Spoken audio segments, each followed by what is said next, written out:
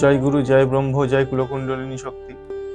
তো আমরা যারা মূলাধার চক্রের ধ্যান বা ইষ্টের ধ্যান করতে সমর্থ, তো আমরা কিভাবে করব ধ্যানটি বা কিভাবে মনোনিবেশ করতে পারি।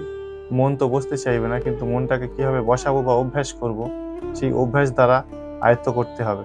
তো কিভাবে করব, আজকে একটি নতুন প্রসেস, নতুন উপায় কথা আলোচনা করব। শেষ অবধি শুনবেন, অবশ্যই উপকৃত হবেন।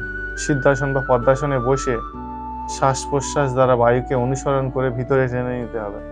তো সিদ্ধাসন বা পদ্মাসনে কিভাবে বসবো, সিদ্ধাসন কিভাবে করতে হয় যদি বলেন, তো অন্যদিন ভিডিও নিয়ে আসবো। আর যদি জানেন তো সিদ্ধাসনে বসবেন কিংবা পদ্মাসনে বসবেন। পদ্মাসনটি সবাই জানেন, তবে সিদ্ধাসনটা একটু বেশি গুরুত্ব দিয়েছে ভগবান শিব। তো সিদ্ধাসনে বিশেষ গুরুত্ব রয়েছে। সিদ্ধাসনে বসলে সাধক খুব দ্রুত উন্নতি করতে পারে, সাধন পথে দ্রুত উন্নতি লাভ করতে পারে। তোমার ঠান্ডা বাতাস নাকের দুটি পথ দিয়ে গিয়ে ভিতরে চলে যাচ্ছে, অর্থাৎ মস্তকের মধ্যে চলে যাচ্ছে।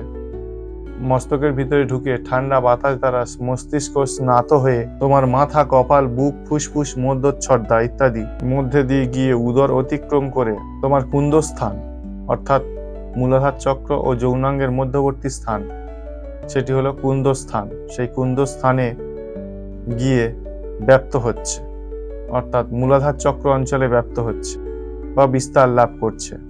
ওই বায়ু নিত্যাম্ব যৌনাঙ্গ থেকে আরম্ভ করে তোমার দুটি পায়ের পাতার মধ্যে চলে যাচ্ছে। তো দুটি পায়ের পাতা অবধি অনুভূত হবে, তেমনই অনুভব করতে হবে। এই অবস্থায় অন্তর্দৃষ্টি দ্বারা ওই উক্ত অঞ্চলগুলিকে ভার মুক্ত বা পীড়ন বা টেনশন মুক্ত হচ্ছে ধীরে ধীরে, এমনই অনুভব করতে হবে। নিজের সামর্থ্য মতো বায়ু ধারণ বা কুম্ভক করো। পরে কুন্দ স্থান থেকে রেচকের মাধ্যমে গরম বাতাস নাসিকা দ্বারা ধীরে ধীরে ত্যাগ করো। এই প্রাণায়াম সামর্থ্য মতো 5 থেকে 10 বার করতে হয়। পরে কুন্দ স্থান থেকে রেচকের মাধ্যমে নাসিকা দ্বারা ধীরে ধীরে বাইরের দিকে ত্যাগ করতে হবে বা বাইরে ছাড়তে হবে। এই প্রাণায়াম সামর্থ্য মতো 5-10 বার ব্যবহার করা ভালো, অর্থাৎ 5 থেকে 10 বার এটি অভ্যাস করা যথেষ্ট ভালো।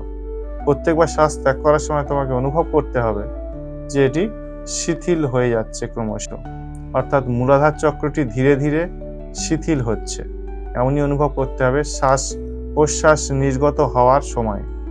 পরে ওং উচ্চারণ দ্বারা ধ্যানস্থ হয়ে মূলাধার চক্রের বর্ণ, রং এবং মাতৃকা শক্তির কথা চিন্তা করতে হবে। আগে অনুভব করতে হবে, তাকে উপলব্ধি করতে হবে ওই ধ্যানের সময়ে। এতগুলো মাথায় রেখে ধ্যানটি সঠিকভাবে পালন করতে হবে। এবং এর যে বৈশিষ্ট্যগুলি রয়েছে সেগুলি এক একটা চক্রে এক এক রকমের রং, বর্ণ এই সমস্ত নিয়ে আসবো। তো ধীরে ধীরে একের পর এক অভ্যাস করুন। 1 2 3 4 5 করে 6টা যে চক্র রয়েছে পরস্পর আমি সেগুলি বলে দেবো। ধীরে ধীরে অভ্যাস করুন, আবার নিয়ে আসুন, আবার উপরে তুলুন, আবার নিয়ে আসুন। এটি বারংবার করতে থাকবেন, অবশ্যই কিছু ফল প্রদান করবে। তো ইষ্টের প্রতি বিশ্বাস রাখতে হবে, ভরসা রাখতে হবে এবং অপেক্ষা করতে হবে। আজকে এই পর্যন্ত। পরবর্তী ভিডিও মূলাধার চক্রের রং, বর্ণ, মন্ত্র সমস্ত কিছু নিয়ে আসবো। জয় কুলকুণ্ডলিনী শক্তি, জয় ব্রহ্ম শক্তি, জয় গুরুদেব।